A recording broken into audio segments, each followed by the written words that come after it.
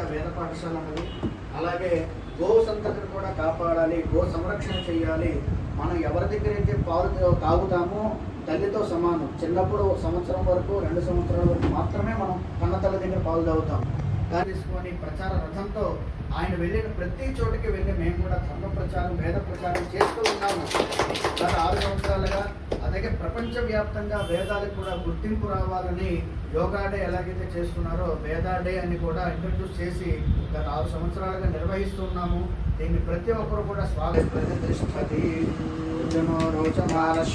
శోభమాన కళ్యాణ ఫోటో చాలు. అనంతరాయ సర్వస్తోమోదరాత్రో మహత్వ సర్వస్యాత్మ సర్వస్య సర్వమేవ